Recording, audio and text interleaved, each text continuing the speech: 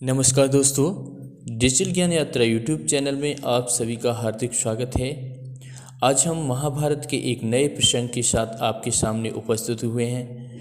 वो है पांडवों की स्वर्ग की अधूरी यात्रा। आइए आज हम इसी पर प्रकाश डालते हैं कि क्या थी पांडवों की स्वर्ग की अधूरी यात्रा। जैसा कि हम सब जानते हैं कि महाभारत के युद्ध में पांडवों की विजय हुई थी। महाभारत के युद्ध के बाद हस्तिनापुर की क्या स्थिति रही होगी, इस बात का ज्ञान बहुत ही कम है। कौरवों के अंत और कृष्ण की मृत्यु के पश्चात क्या हुआ। महाभारत में 18 पर्वों में से एक महाप्रस्थान का पर्व, जिसमें पांडवों की स्वर्ग की यात्रा के बारे में बताया गया है। महाप्रस्थान का के अनुसार समस्त भारतवर्ष की यात्रा करने के बाद मोक्ष हासिल करने के उद्देश्य से पांडव हिमालय की गोद में चले गए। उसके बाद मेरु पर्वत को पार कर स्वर्ग का रास्ता मिल गया। दोस्तों, कृष्ण की मृत्यु और महाभारत के युद्ध में भीषण नरसंहार से पांडवों का राजपाट एवं भौतिक जीवन से मोहभंग हो गया था।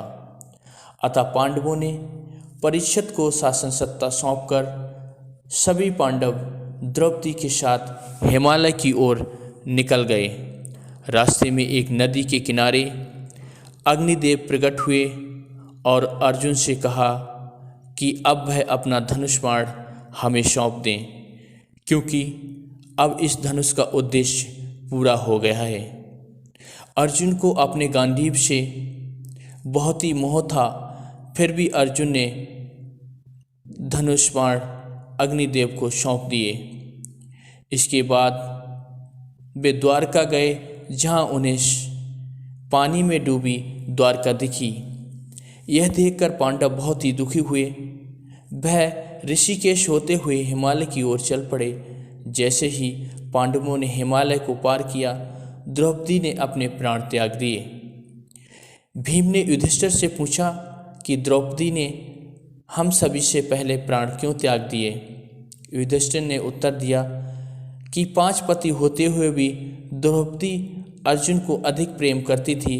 वह अपने पतियों को बराबर नहीं समझती थी, इसलिए द्रौपदी स्वर्ग तक की यात्रा पूरी नहीं कर सकी। इसके बाद सहदेव की मृत्यु हो गई। इसका कारण था कि सहदेव अपने आप को सबसे अधिक बुद्धिमान समझता था। उसके बाद नकुल ने अपने प्राण त्याग दिए। उसकी मौत का कारण था वह अपने आप को बहुत ही सुंदर और रूपवान समझता था। नकुल के जाने के बाद अर्जुन ने अपने प्राण त्याग दिए। जब भीम ने अर्जुन की मृत्यु का कारण पूछा तो युधिष्ठिर ने बताया कि अर्जुन को अपने बल, अपने धनुष बाण की क्षमता, दक्षता पर बहुत ही घमंड था, इसलिए वह भी अपनी यात्रा पूरी नहीं कर पाए। अब भीम, काला कुत्ता और युधिष्ठिर शेष रह गए। लेकिन इसी बीच भीम ने भी अपने प्राण त्याग दिए। भीम की मृत्यु का कारण बना दूसरों की भूख की परवाह किए बगैर अत्यधिक भोजन करने की प्रवृत्ति। युधिष्ठिर ने आगे की यात्रा उस काले कुत्ते के साथ जारी रखी। रास्ते में उन्हें इंद्र मिले, जिन्होंने युधिष्ठिर को रथ पर बैठकर स्वर्ग चलने को कहा। युधिष्ठिर ने इंद्र से कहा कि वह अपने भाइयों और द्रौपदी के बगैर स्वर्ग नहीं जाएंगे। इंद्र ने कहा कि उनके सभी भाई वहीं स्वर्ग में मिलेंगे। इंद्र की बात सुनकर युधिष्ठिर एक ही शर्त पर रथ पर चलने को तैयार हुए कि वह काला कुत्ता भी उनके साथ जाएगा, क्योंकि उसने अंत तक उनका साथ नहीं छोड़ा है।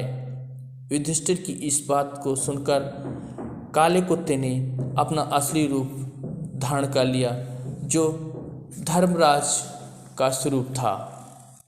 धर्मराज युधिष्ठिर की इस बात से बेहद प्रसन्न हुए। परिणाम स्वरूप युधिष्ठिर इंद्र के रथ पर बैठकर अपनी देह सहित स्वर्ग पहुँच गए। दोस्तों, युधिष्ठिर ही एक ऐसे व्यक्ति थे जो अपनी देह के साथ स्वर्ग पहुँचे, बाकी पांडव स्वर्ग नहीं पहुँच पाए। दोस्तों, ये थी पांडवों की स्वर्ग की अधूरी यात्रा। हमारा वीडियो कैसा लगा कमेंट बॉक्स में ज़रूर बताइएगा। साथ ही हमारे चैनल को सब्सक्राइब कर लाइक करें। आगे का प्रसंग लेके आपके सामने जल्द उपस्थित होंगे। तब तक के लिए नमस्कार।